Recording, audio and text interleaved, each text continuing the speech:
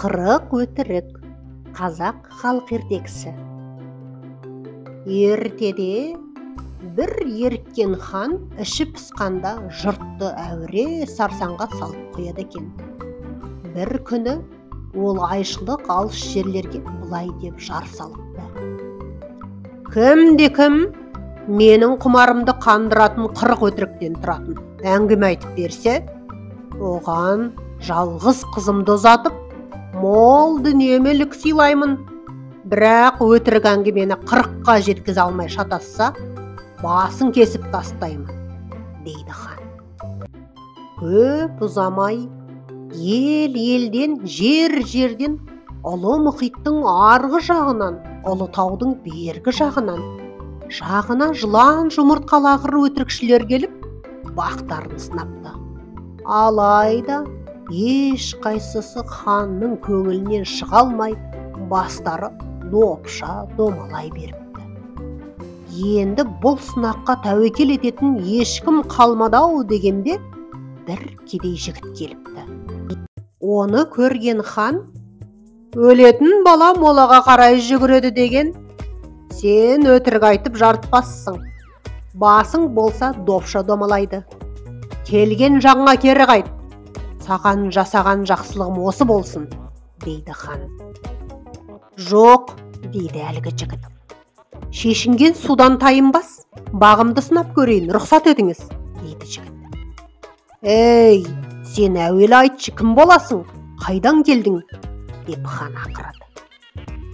Алдар көсені білетін шығарсыз, дейді жігіт. Оны кім білмейді? Ол әлемдегі өтірікшілердің атасы ғой. Міне, мен сол Алдар көсенің жиені боламын. Ол аз десеңіз, тазша бала әкемнің нағашысы, атым Аңғарбай, дейді жігіт. Қоймадың ғой, жарайды, баста, өз обалың өзіңе, дейді хан. Сол сәтте Аңғарбайдың көздері шоқтай жанып, жынын шақырған бақсыдай күркіреп, найзағайдай шатырлап әңгімесін бастап кетіпті. Даусының күштілігі соншалық хан сарайының тас қабырғалары дірілдейтіндей болыпты. Міндім де жүйрігіме самұрық құстың, топ-тура аспандағы айға ұштым. Арада бір күн, бір түн өткен шақта аман-сау ай бетіне барып түстім. Ғарышқа жайда ұшу азап екен, ай деген жұмақ сынды ғажап екен. Құрметтеп құдасындай күтті бәрі, апырай, айдың ханы қазақ екен. Осы араға келгенде ханның көзі шарасынан шыға жаздап, өзі де байқамай, па шіркін деп қалады. Артынша сабасына түсіп, қайта зілденді. Содан соң, тоқта осы жерден, деді хан. Айды қоя тұр, жердің өтірігі аз ба саған, дейді хан.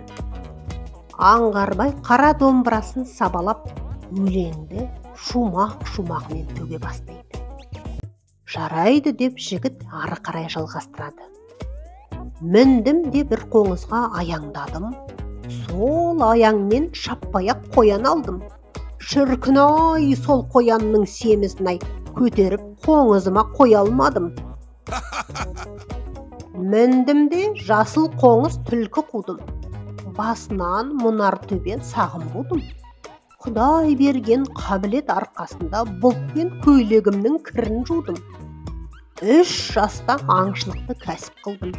Ши оқпен 1000 құланды атып қырдым. Ауынан өрмекшінің кілем тоқып, әр бірін 100 жылқыға сатып тұрдым. Балықтың қабыршағын отқа жақтым. Базардан өлең айтып жұртқа жақтым.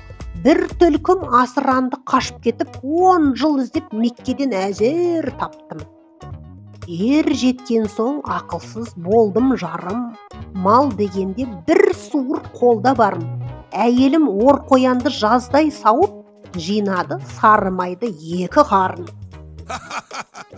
Әй, өтірігіңе береке берсін. Байқаймын, Алдар көсен ағашыңнан асып туған сияқтысың, деп қалды хан шыдамай. Бұл Аңғарбайды тіпті шабыттандырып жіберді. Беріпті бақа қызын көбелекке, жүріпті қарашыбын жеңгелікке. Бір семіз құмырсқаны ұстап сойып той қылып, ат шаптырып төңірекке. Бай болдым 4 түлікке тумай жатып. Атамды үйлендірдім бәрін сатып. Қисынын мал жиюдың ерте біліп, сондықтан кедейлікке қалдым батып. Байлықтан азап шектім ақырында. Бір түйір мал болмады жақынымда. Малымның бәрін жинап отқа жағып, отырмын рақаттың тақырында. Қамыстан жылқы ұстауға құрық қылдым. Жусаннан үйге тіреу сырық қылдым. Бір талын сақалымның жұлып алып, көшкенде мал айдайтын шыбық қылдым. 100 салған қорғасыннан қара балтам, шықпады 10 матадан сыңар қалтам. Құдай берген дәулеттің арқасында көшкенде 100 түлкіге жүгімді арттым. Айдадым жыл қорнына 1000 сан түлкі. Борсықтың биік екен аттан бұрқы. Ішінде тоба адамның тулап жығып, сол борсық етті мені жұртқа күлкі. Аузында жүрдім ылғи кіл жуанның, мақсатым елін билеу 5 туанның. 210 қошқарым егіз туып, осыған нанар болсаң көп қуандым. Мен көрдім қара шіркей бала қаздай. Жүк арттым 5 қарсаққа ала жаздай. Бірге мініп түлкіні қуамын деп, әйтеуір аман қалдым өле жаздай. Тамырға өтірікті қап-қап бердім. Найзасын нар қамыспен саптап бердім. Жүйрігін таспақаның ұстап мініп, қиядағы қасқырға тап-тап бердім. Баласы қасқайғырдың бөлтірікті. Айтпаймын өлтірсең де өтірікті. 1000 кісі бір тышқанға мінгескенде, апырмай бәрін теуіп өлтіріпті. Мен өзім кішкенеден қарға бақтым. Қашырмай сол қарғаны зорға бақтым. Біреуі жануардың үздік шығып, мойнына ақ киізден тұмар тақтым. Басында керегенің үрген қарын көтердім. Балуандықпен соның бәрін түйеге алып барып қойғанымда, мертікті көтер алмай қаранарым.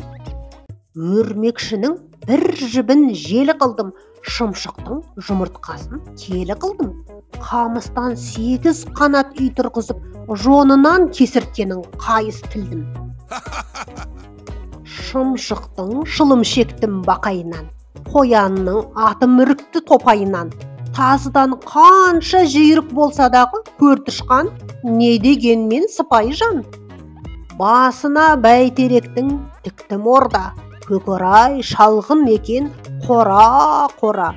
Қос атпен күнні түні бірдей қуып, қашаған бір битімді тұттым зорға. Мен өзім өтірікті пайда еттім. Бит дерсін сыпырып қалта еттім.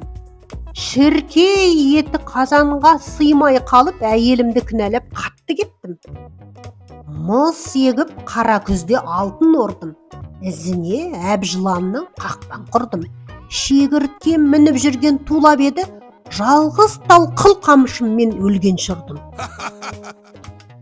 Түгестім саптаяқпен сырдың суын, 10 нарға артып жүрмін қыздың буын. Еншіге әкем берген 1000 қоянның, соғымға сойып алдым барлық туын. Тілімнің келмейді ебі өтірікке. Тақсырау, осынымда өтірік пе? Қалың малға 40 байтал санап алып, қыз бердім отау тігіп кекілікке. Қымыз іштім биені мұзға байлап, тышқанды жауыр қылдым 3 жыл айдап. 49 мүшелімде әкем туып жүгірдім, қуанғаннан алақайлап. Отыным жазда жаққан мұздан болды. Қосағым 80-дегі қыздан болды. Былтырғы жер ошаққа жаққан отым тұтанып зорға биыл қызған болды. Сауысқан алып ұшты бөлтірікті, айтпаймын қыз бермесең өтірікті. Шіркіннің тепкісінің қатысына түйені шыбын ұрып өлтіріпті. Жонынан атжалманның айыл алдым, үш жөргем ішін жарып майын алдым. Аттың басқан ізіне қақ тұрыпты, 40 құлаш қармақ салып жайын алдым. Серік болып құрқылтаймен қылдым сауда, айналды серіктіктің арты дауға. Борсыққа жарап жүрген міне шауып, ұрандап бір бүйірден тиді жауға. Аспанға 6 тіреу тіреп қойдым, бұрышына кемпірді сүйеп қойдым. Жүрегін құрқылтайдың 4 бөліп жеп, нансаңыз өмірімде бірақ тойдым. Сауысқан әбден асты аққу діліп, елімді қызғыш шауып салды білік. Қақалып сәби шақта жеген етке, қолқамда 5 жыл тұрды кәржілік. Күмістен ақ тышқанға таға қылдым, құйрығын көр тышқанның жаға қылдым. Терісін бір масаның саба етіп, Құдайдың бергеніне тоба қылдым. Дарияға тоған бастым ебелектен, жаратып қасқыр қудым көбелекпен. Жас кенеден жығылып мойын үзіліп, бір жігіт а дегенше өле кеткен. Қалпақ кидім шымшықтың қу басынан, арқан естім атжалман шудасынан. 40 қарға 30 құзғын құда түсіп, енелік кит тиді құдасынан. Кенет хан орнынан тұрып кетті. Содан соң, «Ей, өтіріктерің тым сақтап бара жатқан жоқ па? Мықты болсаң, батырлық туралы бірден айтшы, көрейік тапқырлығыңды», дейді. Аңғарбай қара домбыраны бұлай қоя салып, қолына қобызын алды. Сөйтті де, ерекше бір дауылдатқан сарынмен өлеңін ары қарай жалғады. Найзамды ұштап алып нар қамыспен, бірлесіп жауға шаптым алпамыспен. Алпамыс асық ойнап кеткен кезде 10 жылым өтті қанды арпалыспен. Ер төстік меніменен жолдас болды. 10 жаста қуат күші әбден толды. Екеуміз тізе қосып шапқан кезде жайпап өтіп жүрдік-ау, мың сан болды. Соғысқа кештеу кірді қобыланды. Қылышын ақ теректен жонып алды. Қос батыр қалың жауды жайпап өттік, ыңылдап айта жүріп қоңыр әнді. Қол тимей соғысудан жүріп қалдым. Қолынан шығыс қаған орден алдым. Ұлы шах жалбарынып қоймаған соң, Тегеран деген жерге тойға бардым. Болды, деді хан қолын көтеріп. Мысырды талқандап, Жоңғарияны жойып жібермей тұрғанда тоқтай ғой енді, деді хан. Аңғарбай тоқтады. Жұрт демін ішіне тартып, үнсіз қалды. Ал халайық, бәріңді тойға шақырамын, деді хан кенет күтпеген жерден.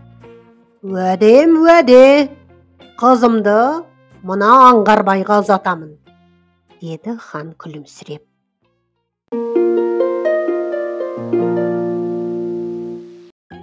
Ертегі ұнаса, арнаға тіркеліп, достарыңызбен бөлісіп, лайк басып қолдау отыруды ұмытпаңыздар.